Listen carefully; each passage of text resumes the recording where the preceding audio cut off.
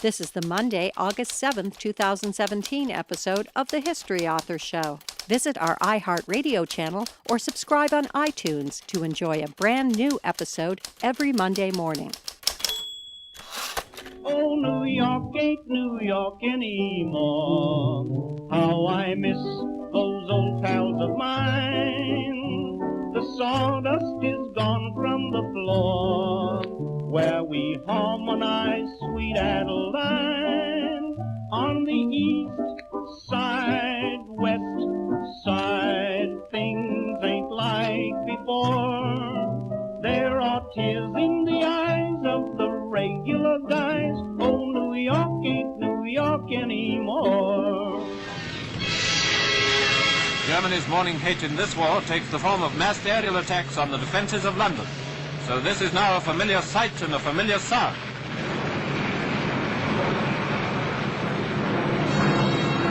At regular hours, the Nazi bombers come over, heavily protected by fighters. You can clearly see the Messerschmitts maneuvering above the bombers. Hello, history lovers, and welcome. I'm your host, Dean Karayanis, and this is the History Author Show on iHeartRadio. This week, our time machine takes flight into the skies of Germany as war clouds gather on the horizon. We'll meet two very different women, united in history by their determination to soar in the brand new and male-dominated world of human flight. These two women, Hanna Reitsch and Melitta von Stauffenberg, shared talent, courage, and the looks that made them naturals for Hitler's propaganda campaigns to depict a master race. But they were more than pictures on posters or novelty acts at aerodromes. And one of them had a Jewish grandfather. Her father had been born Jewish, and this was a fact she obviously had to keep secret as the National Socialist state passed racial purity laws and made life hell for Jewish citizens of Germany. Our flight commander on this journey is Clare Mulley, who brings us The Women Who Flew for Hitler, a true story of soaring ambition and searing rivalry. Her previous books are The Woman Who Saved Children, a Biography of Eglantyne Jebb, and The Spy Who Loved, The Secrets and Lives of Christine Granville. Granville was Britain's first female special agent of the Second World War. A little breaking news on that title: The Spy Who Loved has been optioned by Universal Studios, so read the book now and we can compare it to the movie later, which, if you're anything like me, you love to do. For more on our guest, visit ClareMulley.com, follow her at Clare Mulley on Twitter, or toss a like to Facebook.com/Clare Mulley Author. Her name is spelled ClareMulley. Okay, now that we've strapped into our gliders, put on our silk scarves, and pulled on our flight helmets, let's join Clare Mulley and meet The Women Who Flew for Hitler.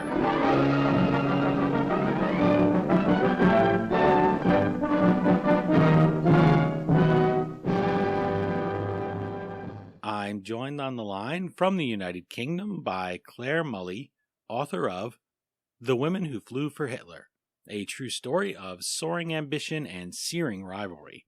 Thank you for making the time to chat with the History Author Show. It's a great pleasure. Thank you for having me on. It was really a pleasure to fly with these two women and get this inside look at Germany as it's becoming the Nazi state that we know today. It's difficult in 2017 to separate those two things. You assume everybody knew, you assume everybody was dedicated to what we now know, the atrocities, the crimes against humanity. So this took us in not only for a different view of citizens, but the women citizens who people kind of forget about. Listeners who follow us on Twitter or Instagram may have seen us sending back and forth a picture of the women who flew for Hitler sitting on the bar at the Perfect Pint on West 45th Street in Manhattan. I just put it there because I was carrying it home. I didn't have a bag that day. The cover features these two women set off as if by a propeller with a swastika in the center, people were surprised to hear that women played this role in Germany. The cover really drew people's eyes. It was with a bunch of people from the news industry, former colleagues from cable, and they asked so many questions about it. It really drew them in, and one of them did say that. She said, we never think of women in the Nazi state. We never think of the effect on them in Nazi Germany as Hitler is consolidating power. Just how did Hanna and Melitta get their start in the air, and how did they fit into this system as Hitler consolidates power? Well, I think it's amazing that this story isn't more known because it's so extraordinary. But these two women were born about 10 years apart and had very different backgrounds. But the thing that brought them together was flight. And after the First World War, under the Treaty of Versailles, one of the terms was that the Air Force should be disbanded. And the planes were literally sawn apart and hacked apart. And Melitta's uncle had been a First World War fighter ace in the war, very highly decorated, and was a friend of Ernst Udet. And so she was pretty shocked by this. I think it was pretty bracing for the whole country. And one of the things that happened was that they banned motorized flight in Germany for a while. As a result, gliding became, sort of like the phoenix that rose from the ashes of the former Air Force. And it became this really aspirational sport for the country's youth. And Germany did very well at it. They started competing internationally and winning prizes. So it was a real source of pride for the country as well. So Hanna and Melitta both used to go down and watch mostly young men risking their necks for the sort of honour and glory of flight in these flimsy wooden canvas gliders. But the women weren't expected to actually do any flying themselves, of course. They were meant to be in a sort of support role. But neither Hanna or Melitta were going to be grounded. And eventually both of them took their turn. Melitta first. There's this wonderful story of her stuffing her long dark hair into one of those tight-fitting little leather flying caps and eventually getting a chance to go into a glider and balancing on the wooden plank that served as a seat. And two teams of young men in knitted jerseys would pull the rubber tow cords down the hill, pulling the glider behind them, and then she'd lift on the stick and cast off the tow and sort of soar away from the contours of the world. And she was, from the start, completely obsessed by flight. She said that she had this longing for freedom that flight gave her. But also, of course, it gave the opportunity to serve her country and win medals and restore some honour to her country as well. Hanna is 9 years younger than Melitta, and she had a different childhood. She was alive, but only a toddler during the end of the First World War. And I think her experiences of childhood was more the depression that followed the war with raging inflation and so on. And she saw the Nazi regime as coming in and revitalizing the country and providing jobs, and she was very keen to be part of it. So when she learnt to glide about 10 years later, she was part of a youth group learning. She was the only girl again. She was absolutely brilliant. Immediately, they nicknamed her Stratosphere. She got the hang of it. She was the best in the class. And she saw flight as a way of aligning herself with the regime and the glory of this new Nazi Germany. So different, but in the same field. And that would have been the only Germany that she knew, really, as an adult. So this explains a little bit of their separation, and Melitta having some of that cynicism towards the regime, whereas Hanna is dedicated to it. It's Yes. Germany and the Nazi state, is exactly as Hitler wanted, are synonymous in her mind. They are the same thing. So for her, she has seen the misery, the grief, the unemployment, the poverty of the post-war years and the recession. So she's got that. And then she's got this new Germany that Hitler's wielding in. And what she sees is bunting and parades and chanting and marches. Whereas Melitta comes from a more aristocratic family. She's got all these Prussian, pre-Nazi Germany links. And the Germany that she adores is one before the Nazis come in, where Hanna sees bunting. Melitta sees oppression, prejudice coming into law, violence endorsed by the state, and so on. So very different pictures of that new regime. And to take a step back there to them flying, to them learning to fly, the 20s and 30s, if the planes that we see in the Great War aren't frightening enough or aren't intimidating enough to think about climbing into one of those today, we climb into a 747 and as modern people, and we really are uncomfortable in our seat if we hit some turbulence. They're in gliders, they're being towed, they're being shoved off the edge of cliffs.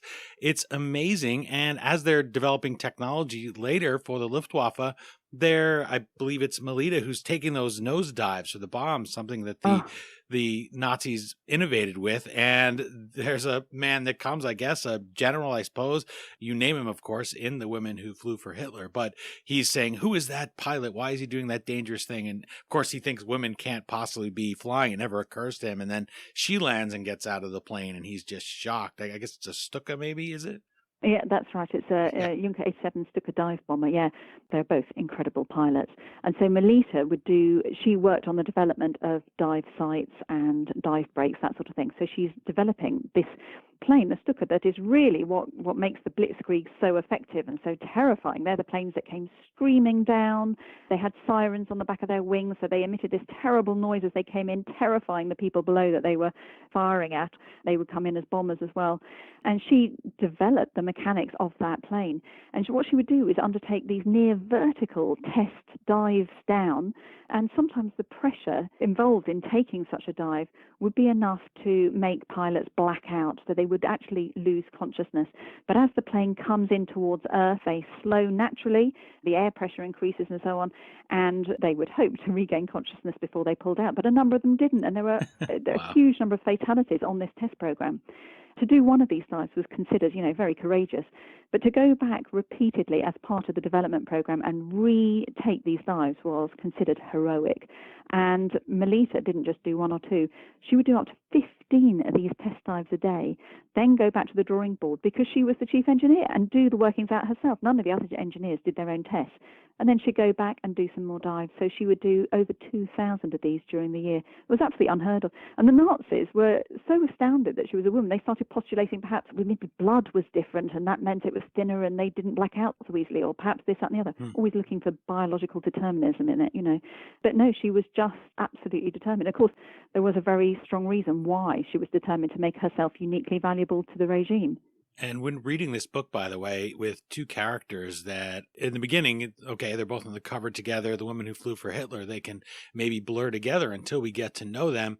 I found myself early on thinking of Hanna having the two ends in her name, being that true believing Nazi, to separate her from Melitta, who is not so dedicated as we talked about. She's older, she has more experience, she has this Prussian family, the aristocrats that Hitler was very much against, that he was jealous of, and that he blamed to an extent for the First World War among the many people that he blamed. You write in The Women Who Flew for Hitler, quote, "Looking austere while taking bold action would remain Melitta's modus operandi throughout life." What sort of person did it take to fly in those very early days of airplanes and gliders? Not only this fearlessness, but what did you have to go through just to learn this? It's so new. Flight is changing every minute. What did you have to do to become a person that knew enough to fly? Well, it was incredibly difficult for the women. It was just assumed that they wouldn't be doing this in the first place. Young men were very actively encouraged to become pilots. There were lots of sort of Hitler Youth with a gliding angle activities. They would make model planes and then they would go on little test flights and there were classes for them and so on. But no girls were expected to be part of that. And Melitta had to fight very much. Her first flight in a glider that I described was purely a one-off because she had forced her way in, really. And then she went off and studied aeronautical engineering, which is, again, unheard of for a woman, completely sort of radical. And she faced a lot of prejudice because she was a woman in those classes. But she was so brilliant that she showed them, what for. And then she insisted on, in all of her spare hours, going out, learning how to fly engine-powered planes. She pulled a few strings because her uncle, who'd been this fighter ace in the First World War, knew Udet. So Udet would take her up in his plane and so on. So she really fought tooth and nail. Hanna comes along about 10 years later, and she actually manages to get on a class for glider pilots, which hadn't been open to Melitta at all. Hanna is the only woman among the men, and in fact one of the men involved in that is Werner von Braun, who later became the very famous Nazi rocket scientist, and they were friends right from that period in their youth. And her father is opposed to it. In fact, she's obsessed with gliding. She goes down, she skies school and goes down to watch these young guys flying off these perilous slopes. And her father says, no, you've got to go to finishing school, you've got to learn this, you've got to learn that. And he says, if you do all your studies and you complete them and you don't talk about gliding for the 2 years of your coursework, then I'll let you take a gliding course as your reward.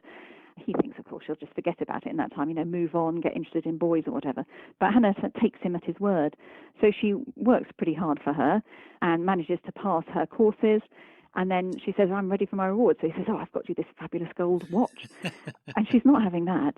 I think he's forgotten about it, but she insists, and he's a man of honour, man of his word, so he reluctantly allows her to take this gliding course. And of course, she's by far the best on the course, absolutely blows them away. So she's then put on becomes close friends with some of the leaders of gliding in pre-war Germany, who really enable her to use some of the most pioneering planes they had at the time. Perilous machines, I've got to say, but absolutely brilliant opportunity. Good warning for parents that you may not expect to find in a book called The Women Who Flew for Hitler. But if you're going to make that sort of promise, be prepared to be called on it.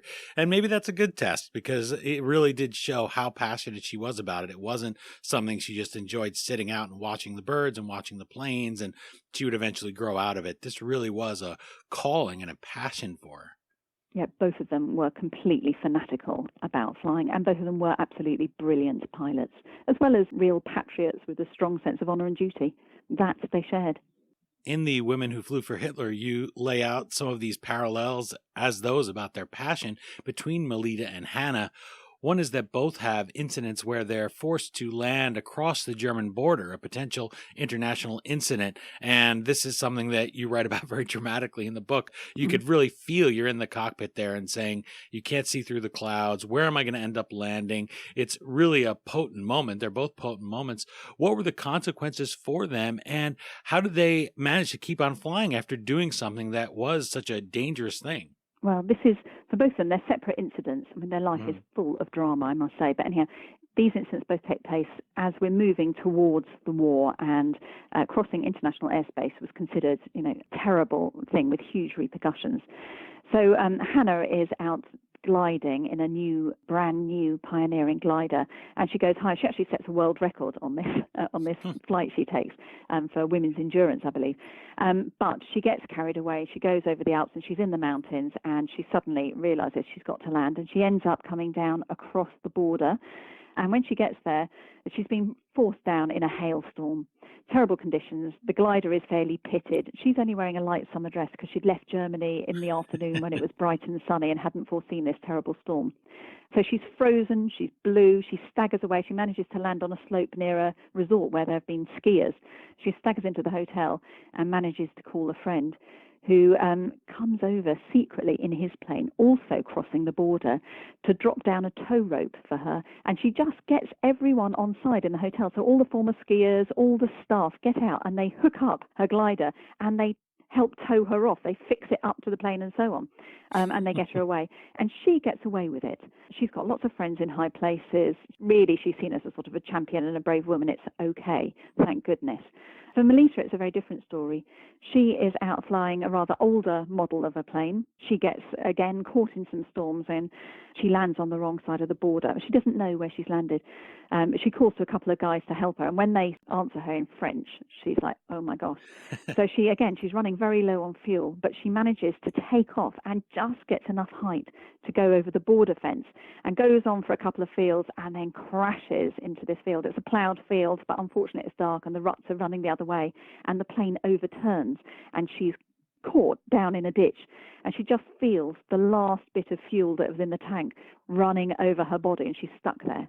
And eventually she hears a couple of German farmers, so she calls out to them. I think half her terror is that she's going to be dug out by these farmers who are smoking cigarettes and refuse to put their cigarettes out. They refuse to listen to her because she's a woman, and they're wondering where the pilot can be, because obviously as a woman it couldn't be her. Yeah, right. So they dig her out. But it's been noted that she'd crossed the border and made a stop there, and she's banned from flying, which is like banning her. This is her raison d'etre. She needs to fly as much as she needs to breathe. So she again tries to call in various favors. She gets in touch with Udet and other people, and it's pretty hard work. But eventually, I think they know that they need her. She's a brilliant aeronautical engineer. She's working on this really important stuff. So eventually she gets back her license. But dangerous stuff for both of them. You talk about a glider, first of all. You have to just remember that people are flying with no ability to change course or anything. And then you say, well, at least she can fly, Melitta, at least she has an engine. But then, oh, you get flipped over and there's gasoline on you, and she's thinking how terrible this is going to be if I go up in flames. There's just such a stoicism about her, about these challenges of flying. I'm sure that she's terrified at the time, but keeps her head. Yeah. It really reads almost like a novel. People have to remind themselves, I think, if they're anything like me, that this is all true. This is a history, not a novel, not even a narrative nonfiction. I mean, it's true that they went through all of these things, these amazing trials, and these things that to put themselves in those situations just because they wanted to serve, yes, but they also just loved to fly. It's something that, as you said, and you say in the book, that was just something that was in their blood. It was as natural as breathing. They had to get off the ground. I do think that if I was writing a novel, people would say it's far-fetched. You know, when I was doing my research and I found these stories that hadn't been told, or about their background, who they were, what they did, you would imagine it was too much if you were inventing it. But because it's real, literally the hairs would be going up on my arms, you know. And I got so involved in it. When I was doing research, I thought, well, I need to experience what a glider flight is like. So I went up in a glider flight, and that's in a modern machine, you know, very beautiful, quite a lot of control to it, much better than the sort of equipment they would have had in their gliders. And even then, I've got to say, I found it absolutely terrifying. And I don't know, in retrospect, I suppose it's best not to make lots of notes in a little notebook while you're flying in the air. We had to come down quite quickly, but it gave me an insight into how perilous it feels. And they really feel like they're the birds up there. You have many reflections in the book too, where they're coming down and they're talking about how alive they feel, part of some of these planes that are really designed well. At one point, there's a plane made specifically for one of them, and it just feels like an extension. And I think if you are fortunate enough to have a passion like that, know what it is, and be able to pursue it, you can relate to that. Never mind the state that they're serving as Hitler comes to power and the Nazi regime starts the wars and all of that. They're just two people that are pursuing their passion, and they would have done that wherever they were. They just had the bad fortune to be in a country where the Nazis take over, and that ends up being the government they're serving and trying to find their way under. At least for Melitta, it was bad fortune. For Hanna, she was a true believer, so she was happy to be there. I was going to say, yeah, Hanna was delighted to be aligning herself with the rise of this Nazi regime. Melitta is a very, very different picture. But I do think it's important, you know, it's such a dramatic story. There are so many incidents where they nearly perish or they crash, or it's easy to think it's just a series of these fantastic anecdotes, but it's set in this very important time, and that informs both of them. And that is really why this story is so important. You cannot divorce it from the history that surrounds them. And as you say, Melitta, not a fan of the Nazi regime, but for Hanna, it was really important that it was part of her self-identity, right to her core. You talked about those important moments there, and one of those most infamous crimes of the Nazis was Kristallnacht, the Night of Broken Glass. That erupts into this orgy of violence, arson, the destroying of Jewish businesses. How did this escalation illustrate that separation between Melitta and Hanna in The Women Who Flew for Hitler? And why is it that Melitta is so against the regime? Right. Well, Kristallnacht was this appalling evening where Jewish shops were smashed. It's called Kristallnacht. It's the night of broken glass, from all the glass from the broken shop windows.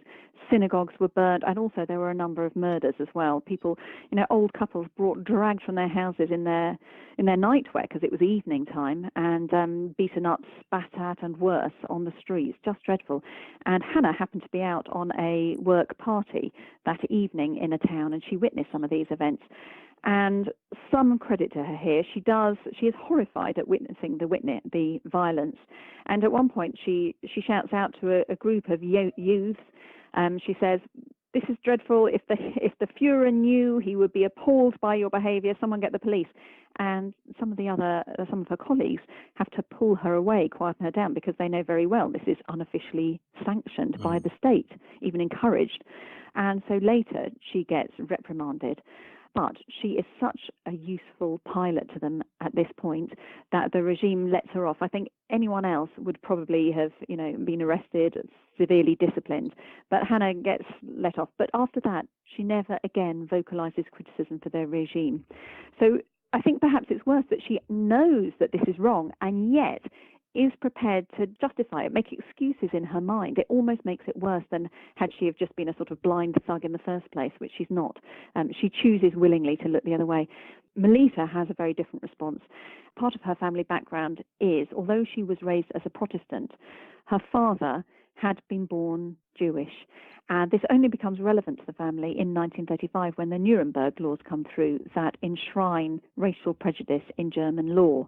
And at that point, she knows, she doesn't know ultimately the end of Nazi racist policy, but she can see the violence of the regime, and she can see prejudice being enshrined in law, and she can see the direction of travel.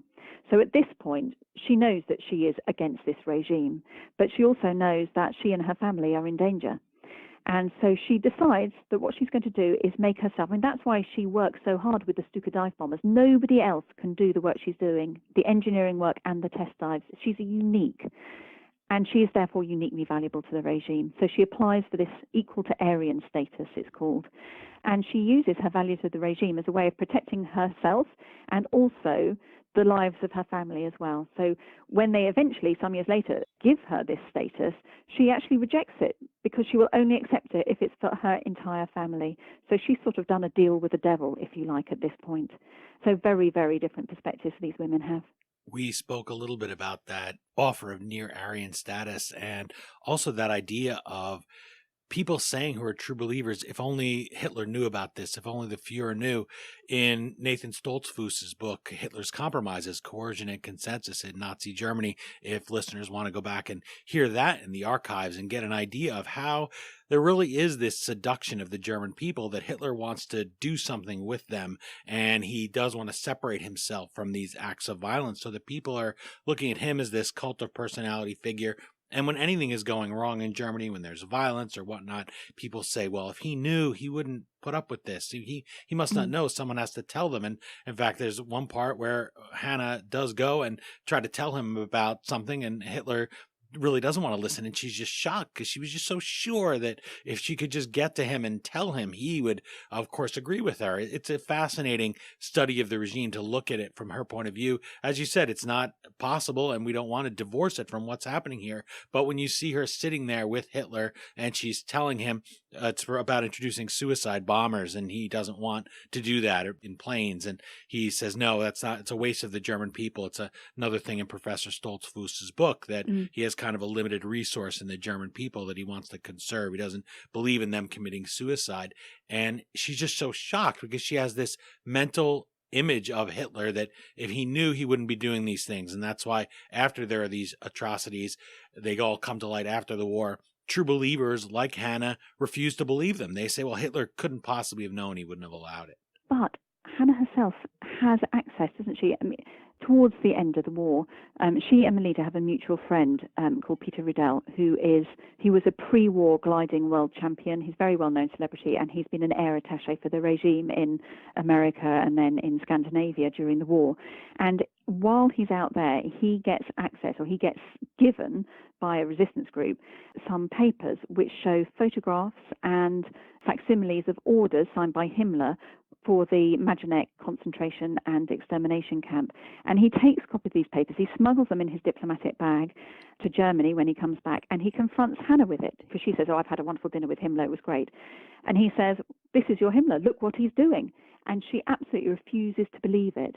So she has the evidence in front of her, but she cannot believe it. Eventually, because he's a good friend and they have this huge argument, she actually takes these papers to Himmler, and she has this opportunity here to do something. She puts them on the table, says, what do you think about this? And he looks at her and he doesn't even deny it. What he says is, do you believe this? And that is enough for her to take as a denial. She believes at that point, she says, oh, of course I don't, how terrible.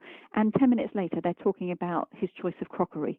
So she goes in with an opportunity here to open her eyes, or if not, even if she thought, well, okay, I'm obviously not going to be able to debate this with Himmler, but afterwards she could have taken that information, done something useful with it. She had access to planes, she could have done something, but she doesn't. She just says, oh, yes, he denied it, he's great, and she's fine with the regime again. You know, she's so willing to look the other way, even when she sees the information. She really hears what she wants to hear in those situations. She does, exactly. As you said, very multi-layered. It's not just one crash or one exciting dive bomb after another. It's really a story of two people and the mind of these two women. Imagine being a woman who is totally dedicated to this cause, and all you want to do is fly. So you flush everything out. And people do that too. That's not a great way to be, where you just ignore everything else and you'll do anything to get to that goal, whether it's money or power or getting into the seat of a glider. That's a real study of her. I'm staring at her here on the cover as we talk, and it just kind of keeps drawing my eye about that. And you say somebody that you admire so much for their bravery, and yet you see them as a really flawed person when they're doing all of these things that when you have a book like The Women Who Flew for Hitler, you just want to yell at the pages and have them hear you back through history and say, come on, I want to be able to admire you. I want to be able to maybe put your picture on my wall if I'm a young woman flying. But the things that you're doing when you have the opportunity to do the right thing are just so repugnant. I can't do it. Yeah, well, I mean, I think that's what makes it so fascinating, really. You know, you want to root for these women. There is no question they were brilliant pilots, and their courage is absolutely extraordinary. After appalling crashes, after terrible injuries, they're back in the cockpit. That's an admirable trait. And yet, how important is it that we can see that even potential heroes like this can be so flawed? Certainly Hanna, we have to remember, we have to see her in that context. Some of the past stories about Hanna, she's generally remembered as being this heroine, but for the wrong side. And if things had been different, she could have been a great woman. Well, no. I mean, one of the extraordinary things I found during my research were handwritten letters she wrote, even many years after the war, which really show she was still deeply anti-Semitic. She had massive racial prejudice. She was quite famous after the war and had many opportunities. She wrote her memoirs, she gave a lot of interviews, but she never condemned Hitler or the Nazi state. And she would wear her Iron Cross even though it was illegal. She was always proud to the end of her life. She was a fanatical Nazi. And that is a core part of who she is, and we need to remember that as well. My guest on the line from the United Kingdom is Clare Mulley, and her book is titled The Women Who Flew for Hitler, a true story of soaring ambition and searing rivalry. That's the U.S. cover and the U.S. subtitle. It's a little bit different in the UK, where you'll find it under the subhead, The True Story of Hitler's Valkyries. For more on our guest, visit ClareMulley.com, follow her at Clare Mulley on Twitter, or toss her a like to Facebook.com/Clare Mulley Author. Her name is spelled ClareMulley. In their starred review, Booklist calls The Woman Who Flew for Hitler, quote, absolutely gripping. Mulley's double portrait is a reminder that there are many more stories to tell from this oft-examined time. Clare, the idea that there's still more stories to tell about the war, even so many decades later, brings about the question of how you came across these two flyers the very first time, and the information you needed to make The Women Who Flew for Hitler a complete portrait must have been something you had to really dig for. It hadn't been thrown in people's faces, maybe partially here because they wanted to talk about Hanna as this ideal, and people are always looking kind of for the good Nazi, especially after the war when we're looking to turn Germany against the Soviets and brush the war aside. The whole West is. So how did you first learn about them, and how did you start researching them so that you could write The Women Who Flew for Hitler? Well, I've always been very interested in women in war. My last book was about the first woman to work as a special agent for Britain in the Second World War, and I wanted to look at the other side.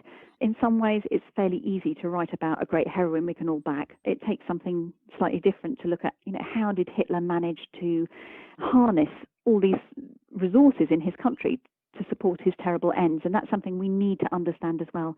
And I thought it was fascinating that the women who weren't conscripted, weren't expected to take this role, if they were then serving Hitler, they had really made some choices, and that for me was absolutely fascinating. So I'd heard about Hanna. She's the better known of the two women. Seen her, presented pretty much as this, brave but politically naive person. Was fascinated to dig a little deeper and find out there was a different story to tell there. But I didn't know about Melitta, and I came across her during my research, and it was absolutely, I could not believe that there was another woman in the same role. And part of the reason we don't know about her is because Hanna had tried to erase her memory from history. She had tried to prevent an earlier biography of her being written. There was no love lost between this woman, and I think Hanna wanted to control her image as the Nazi test pilot. Then I found out about this woman, found out that her father was born Jewish. It's extraordinary enough that these two women any time in the 1930s and 40s flying is quite an incredible story. That they were doing so inside the male-dominated world in Nazi Germany is almost unbelievable. But one of them could be considered by that state to be half Jewish, just took this to a completely new realm. It was extraordinary.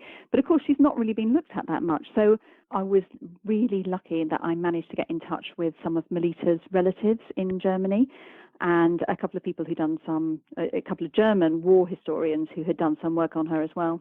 And it was amazing. I met her family, and they kind of interviewed me. They wanted to know that I was going to do a good job.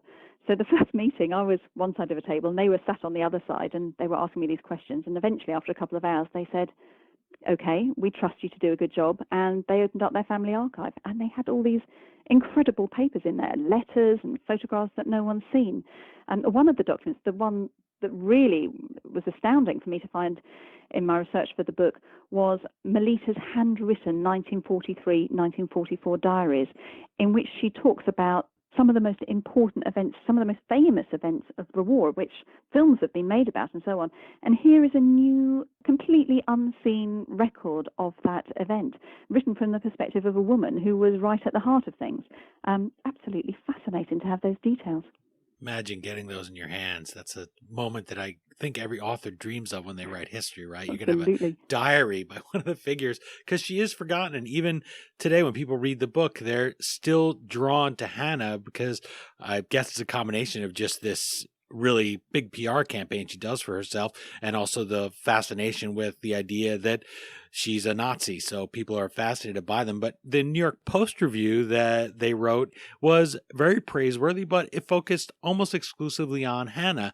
And Melitta is this figure that she's kind of the good one, because you, of course, root for her. You realize she has this secret. She's worried not only about herself, but about her whole family. She has this high profile as part of her wanting to fly. She loves to fly. She wants to have this love, but she certainly doesn't want to have fulfilling her love impact her family and lead to her family being sent to a concentration camp. It's just an amazing story. And to be able to have found that diary of Melitta and say, here it is. Here is what I can use to balance the story, because Hanna's been trashing her here. She's able to have the last word in so many things. She's also against her because she's Jewish, which is kind of a terrifying moment in the book when you realize that she knows, because she has this power now to destroy her, you fear, or certainly cause her many problems. That's an amazing feat. Yeah, she starts talking about her racial burden, she calls it. Just such a horrible terminology. Good to read about, but you realize that, like Tony Soprano and The Sopranos here in the U.S., you realize that's not even an anti-hero. It's somebody who's doing horrible things. So you have to keep that front and center. I think you do that very well. Hanna is indeed willing to do anything asked of her to support Hitler, but she is very full of herself, very interested in that image. She has that chest that she feels is made to wear that Iron Cross. She doesn't want to be a circus act. She has one experience that brings her down to earth a little bit, pardon the pun, at the Berlin Motor Show. She's called upon to demonstrate an early helicopter. Talk about that and how she gets a little bit humbled there.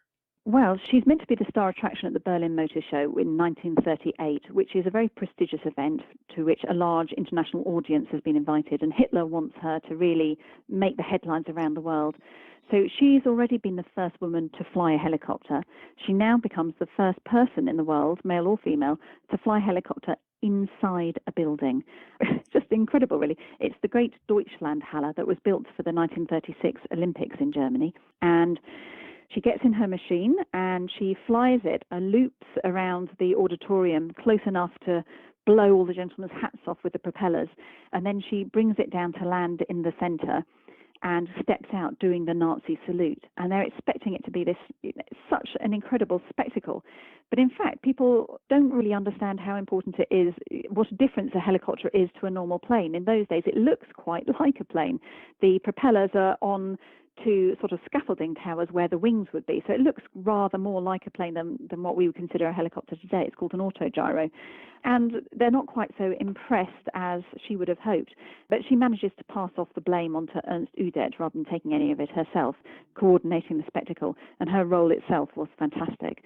But yes, I think the whole thing of it unnerves her slightly, because she sees herself billed as not really in a particularly respectable way. There are listings of entertainments by blackamoors, so termed, because it's all about Germany's colonial past that they're trying to build upon. So they've made a sort of horrendous village that's meant to be sort of representing the German Empire and so on. She finds the whole thing, I mean, she's not worried about the racism inherent in that. She's worried about being seen as one more act rather than being this wonderful, important power behind the Führer. That's really where she wants to be positioned. There's a small amusing incident with Melitta that made me smile. And these are the kind of things that if you're a writer and reading history, you say, well, that gets 4 stars there. And you say, I'm going to put that in the book. And it's when she's waiting for her husband, or she's meeting her husband, and she finds out that at his Luftwaffe base, they don't serve any alcohol. It's a dry base. And so he won't be able to enjoy his glass of wine at night. How she solves this problem, I thought, speaks to how she solves her problems as an engineer, how she solves the problems of all these roadblocks thrown in her way to being a woman pilot, to getting in that seat for the first time. And it's a nice story. It's just a human story. So tell that story. Okay, it is rather lovely. I mean, it's that you can write a book like this set in this context, and yet it has got a lot of quite funny little anecdotes on both sides. Both the women seem very human, and of course that's why it catches you when you really feel what it's about. But so on this occasion, her husband has been posted to a training camp where it's dry, so there's no alcohol allowed. And she knows that he loves a really good fine wine.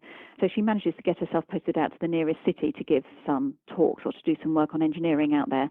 And while she's there, she goes out and she gets, because she's very important, she's been given the Iron Cross at this point, so she gets feted and taken around to a load of bars. Every time she goes to a bar, she asks for a large glass of wine. And she has this copious handbag that comes up in several scenes in the book.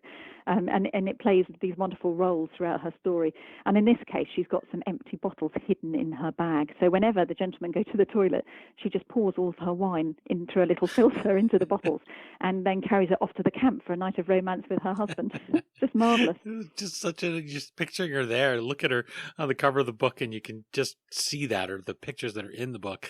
It's just such a human moment. It's something she cares so much. And I think if you love somebody, it's the sort of thing you think, yeah, I would do that. Or if you just don't want to be following the rules, which she didn't want to do either. She didn't want to be told what to do. It's just so many things about her character that tells you. I just thought that was a great little anecdote.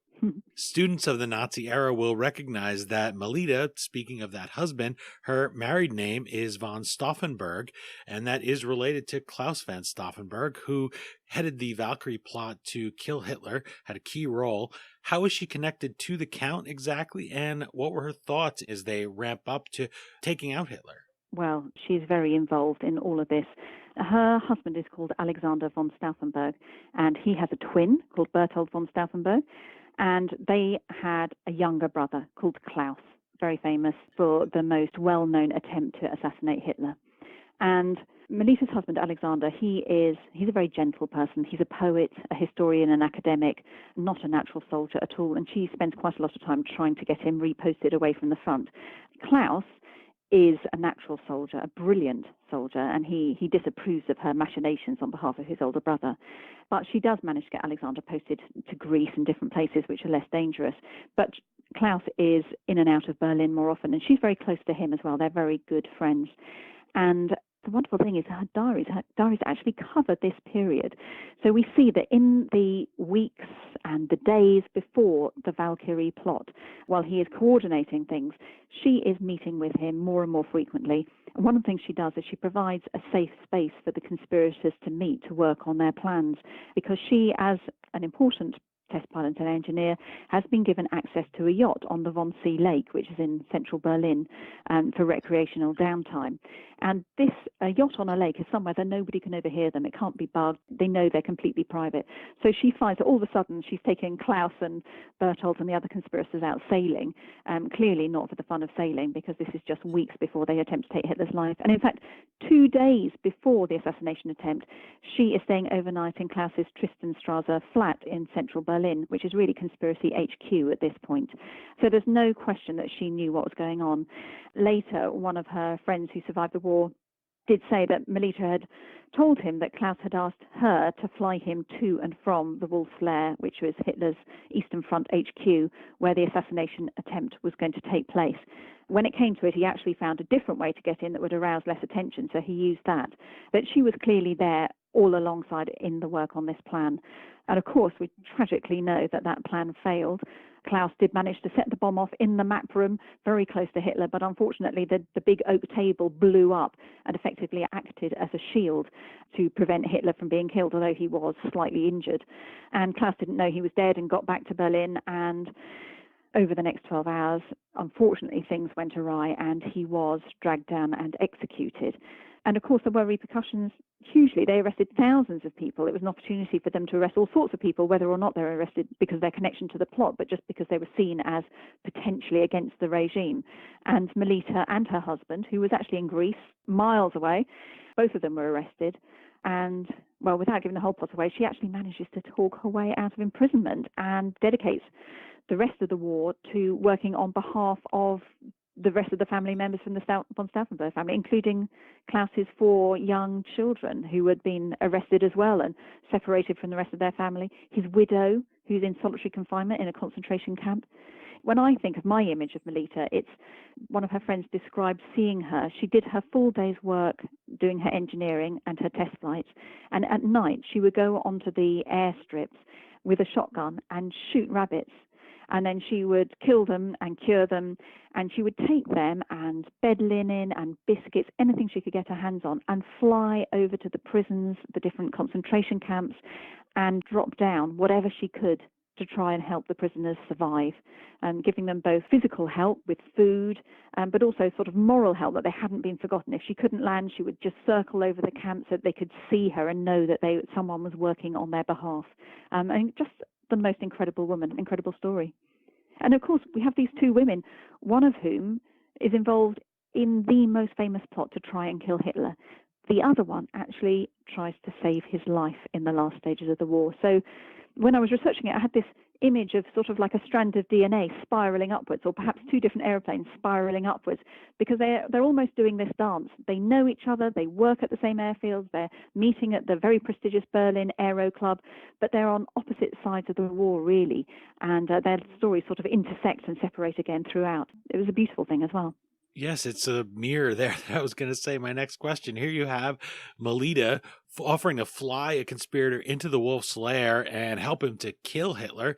And then you fast forward a bit and you have Hanna turning up at the Fuhrer bunker in Berlin, offering to fly Hitler out and save him, saying, come on, please get out. You have to be saved. The Soviets are closing in on Berlin. And she's there.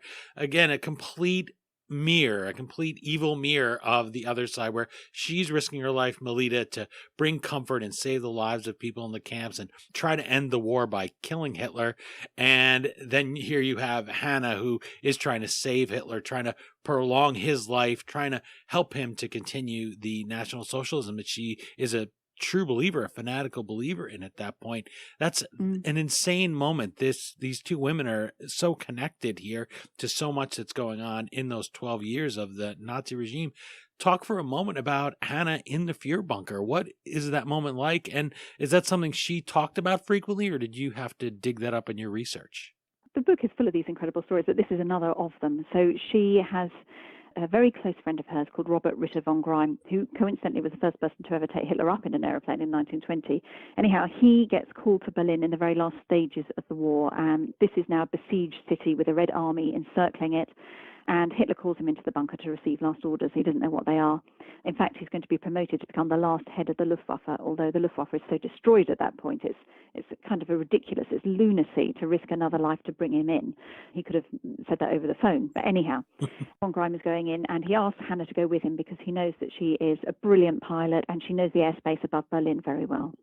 So they're flying in, take several different planes, they get shot at numerous occasions, and at one point they're in a Fizzler Storch, which is a sort of light aircraft, it's a reconnaissance plane really, and they're flying in this machine, and the army see them, the Red Army below, and they send up some anti-aircraft bullets, and the plane gets caught in the flak, and it shoots through the nose of their little plane, and it shoots through von Greim's legs, and he slumps unconscious from blood loss over the controls, and Hanna actually leans over his shoulders to safely land the plane on the main east-west axis in the middle of Berlin, and manages to drag him out and get him to the bunker, where his life is saved by Hitler's personal surgeon, Dr. Stauffenberg. And Hitler greets them and says, at last there is some real honor in the world. Well done, courageous woman, and gives her as a gift a couple of cyanide tablets, so poison to kill themselves, so that he says they can have freedom of choice should, the very worst happen, very worst in his eyes. And so then they spend this surreal 2 days in the bunker while von Greim is getting his strength, and Hanna reportedly begs Hitler to leave. She could fly him out, but he refuses to go.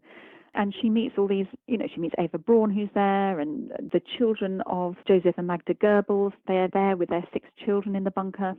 She offers to fly the children out, but nobody wants her to. And then Hitler finally gives them final orders to take out. So then they're the last people to take the last orders to fly out of the bunker.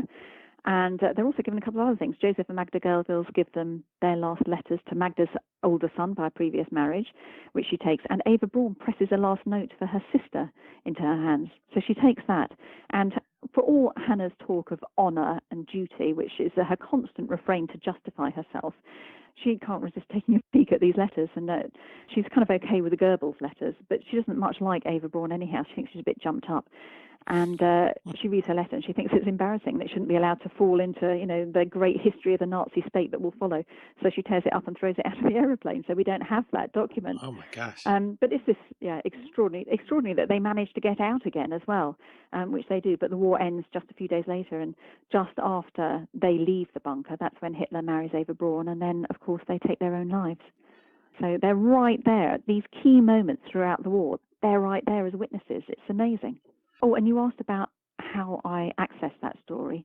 The story is fairly well known because she put a version of it into her memoirs, but also she was eventually caught by, a British officer handed her over to the Americans, and the Americans interrogated her, and we have those interrogation reports, and they were later used in an account by Hugh Trevor Roper, who published a book decades ago.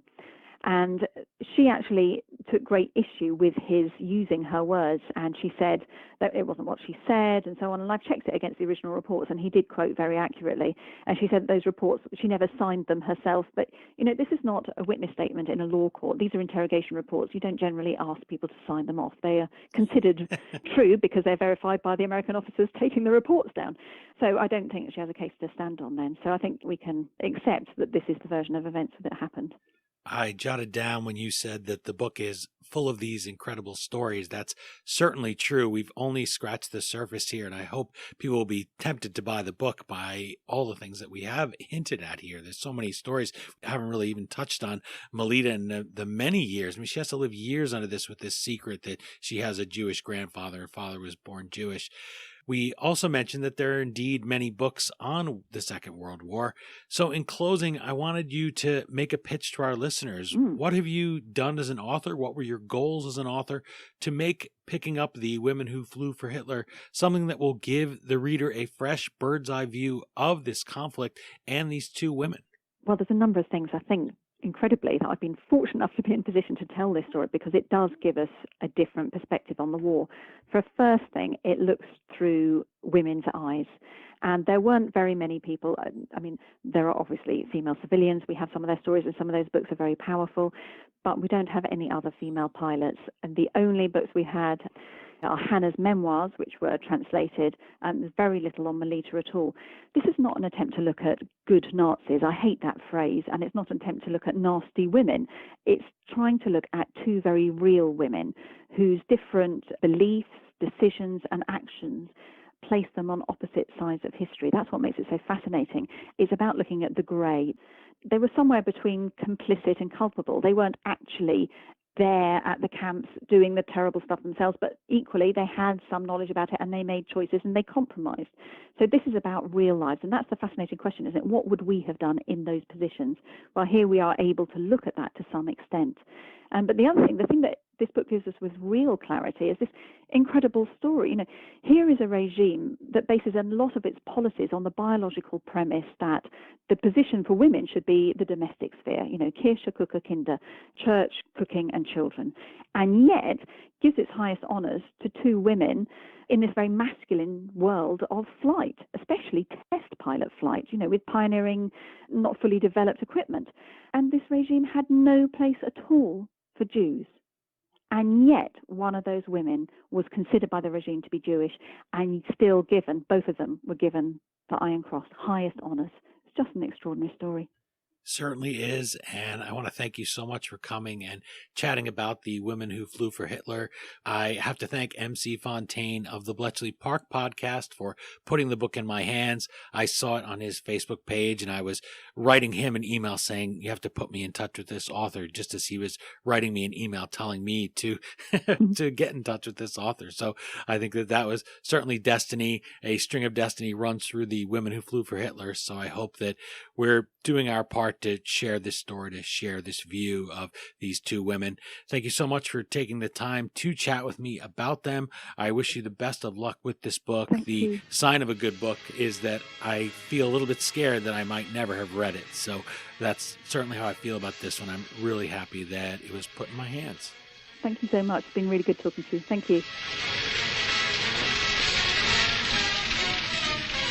The Heinkel 111 bomber, one of the most common types in use for air raids, carries a crew of 5 and mounts 3 guns. One in the nose is used for attacking other planes. That in the rear is a weapon of defense against fighter planes. The gun below is for further protection or machine gunning ground forces. The gap in the Heinkel's field of fire was found to be a vulnerable space covered by none of its guns. This analysis opened up the new technique, and fighter pilots learned to come in along this blind spot in a beam attack. Again, the book is The Women Who Flew for Hitler, a true story of soaring ambition and searing rivalry. Or in the UK, you can find the same title, and the subhead is The True Story of Hitler's Valkyries. As always, you can find the Amazon link to purchase your copy at historyauthor.com. And we hope you will click through there, or even navigate through the Amazon banner on our homepage the next time you purchase anything from Amazon. You go to historyauthor.com, we take you to Amazon, and Amazon.com gives us a small portion of every dollar you spend at no additional charge in your shopping cart. For just a few extra taps of your finger, you can help keep the flux capacitor on our time machine humming like usual. My sincere thanks to Clare Mulley for joining us and for introducing us to these two women who played a unique role in pre-war flight. For more on our guest, visit ClareMulley.com, follow her at Clare Mulley on Twitter, or toss a like to Facebook.com/Clare Mulley Author. Her name again is spelled ClareMulley. And while you're online, let us know what you think of the book and the interview on Twitter at HistoryDean or Facebook.com/HistoryAuthor. That's it for this high-flying installment of the History Author Show. I hope you'll join us for next Monday's all-new interview right here on iHeartRadio. And if you're an iTunes subscriber, please take a minute to leave us a review. We're up to 30 and they're all 5 stars. Really appreciate that. Well, until our next flight into the past together, thanks so much for time traveling with us today, and have a great week. The boys won the war and came home from the fight. The last night on Broadway was almost his night. But ever since then, it's a different street. Gone are the places where the gang used to meet. We still call it Broadway, but what's in a name? Take it from Georgie, it isn't the same. On the east side, west side, things ain't like before. There are tears in the eyes of the regular guys. Oh, New York ain't New York anymore.